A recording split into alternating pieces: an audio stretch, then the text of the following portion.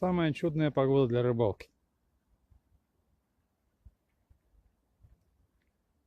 Идет очень легкий дождик.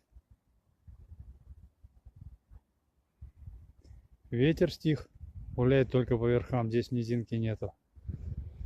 Ну, сейчас посмотрим. Сегодня собрал поплавочную удочку из старого полена от дешевого спиннинга катушки. И посмотрим.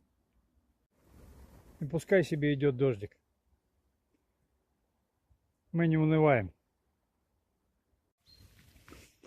По-прежнему идет дождь. 3 хвоста.